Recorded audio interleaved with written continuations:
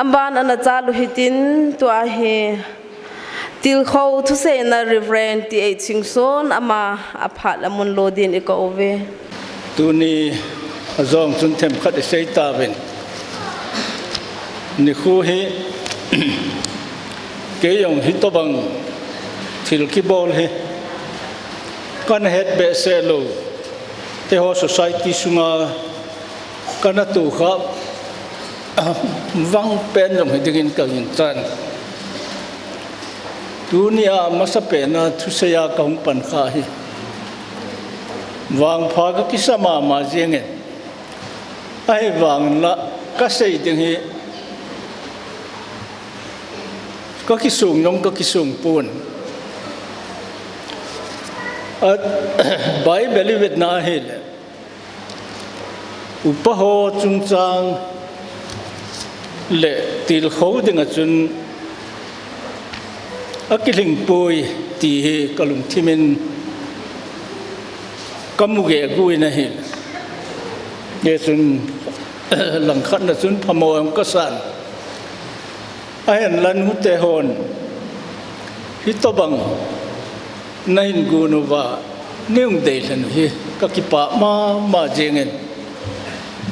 rồi tiếng là hít to bằng nay ngủ độ thấy giống cái đắng cái sản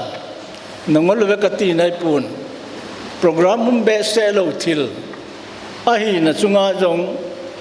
upa hồ hi vợ say ta mò ngay hít to bằng to ngủ nay này hi til ki pa tain ka gelin nu te hadi tain tu jing ka chung chang jing ko yong ai pun pathen lo pi na zalin kum som liwal thu na ki se ya pathen na ki to na sunga ngam ta ka sei the ka sei ngam khat chu ei ho jeng hi lo in ho bung zo se ei mi society sunga wang nu te zala ho bung ki kai mat a hi ka tingam ne पाते हैं ये लंखत ना अब फसदाना है कम जिंग वही अब बोना है हिस्सा वानगम नंग ता कायदिंगा जिंग कहीं बिन पाते नूते है कि फंग बोल थे मा जिंग बे आइन कंगाई तू जिन तू इन वानोई ले सेन हुं कि चाय हन लंग वानगम कि चे योंग ले नूते है तम पे नबिन तिन mấy tin lắm cái chế kít trong lệ nó mới họ mà máy tắm pen kít thầm thì không có cái mót thêm kia ai này pi trong lệ advance về thì này dễ nghe tuần ya hay Bible cái vết na cái hele Genesis cái part na he aba sa upachung chang thu he thu phone cái ya cái sunai hồ bung upa hi Biblein pathinin anatung ma jengen ite na kilena ite na pansa ite uma ite na towa ite kichayam tio systematic ta Bible sei ding aumin ain lai cho jong se chu tuin kain ani khu to ki to cha hinan ai la ki sei le seminar hung ki bang ding danin ka gelin ye chun phat chom sakhat na nu naw chapangin jong a het thei dinga chu sarman chom lama iti ki bol de ham ti chu ka gel le kalungela no la la thimin topic chu ka hin khel kinin korin thot khat bung som lenga pathin le khabu ai mu dung zu juwa ni che upa hung ki pat na chahe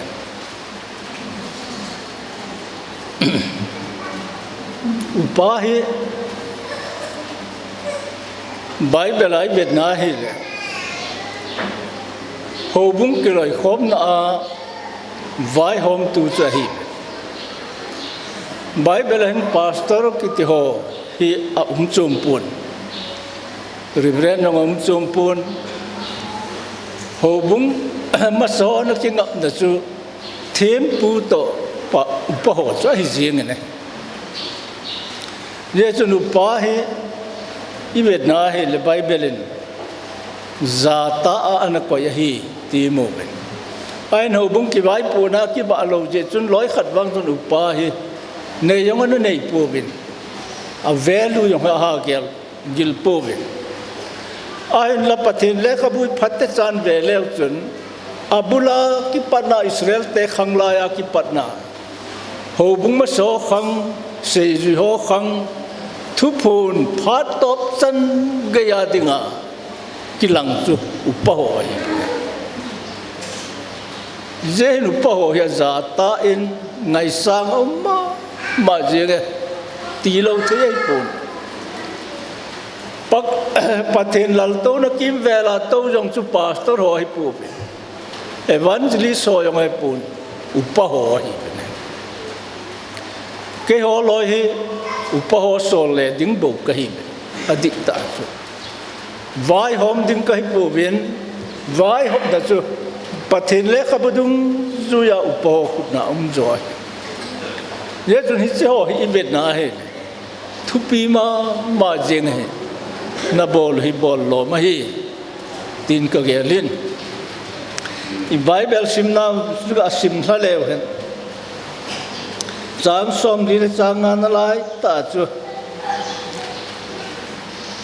to bang ma chun mi ma sa adam chu mi hing na hi ti na ki sune adam nung zo wang chu hin na pe saga wa hi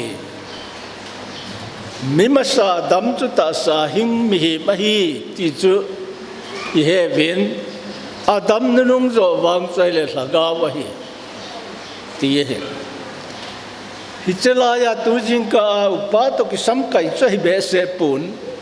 a thu hi ain ka dei lo na pen ta chu chop lop chop pha ja i ga he tinga ka dei chu adam hi upala upama sa pe ta hi pathin le khabu sei dung zuin chuban ki na yong pathin in Genesis lam chi vet na hi le thanei na anapin anangan si ne hi chela ya thil se mo hi han lang ganing ho hi jong le a zo se na vet kol dinga hi ati ne le chun adam hi isei tiếng leo a su na kêu se mi chon sipa a chu ki ko ya tu ni chan gai na dam pa cha hi koi ma ki be se pun min ki sa je nga jong John ki ti ho David ki ti ho Samson ki ti ho i dei ma jeng wang Adam ki ti ho loi hi koi ma jo se na ki ha man pu da a je chu ilung thi mo wai koi na va chu mi ne chon set thu ki sei po la adama ki pan je ngai te chu adi lo wa ngai pui ayan la adam hi I to bangham ti hi tuing ka athem khat iga sei ding ka no mai dat mom ka sa na chu pakai jesu to adam I pi ki ti ma na ki ba na uma adam masa adam nu kha ki ti ha ma mai adam to pakai jesu akito thei na ding lampi lo ai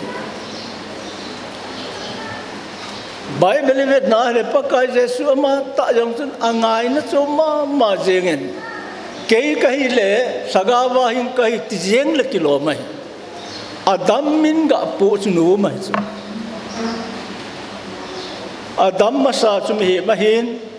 adam nu kha hi saga wa hi kei kai ti chu ai le hon la adam ki ngai na le la pakai jesu ni ti la adam angai na thai dem I bi ki ba na ne jo hi dem I pilai ta hi atei lo na uma hi dem ti ho hi gel ngai ka he na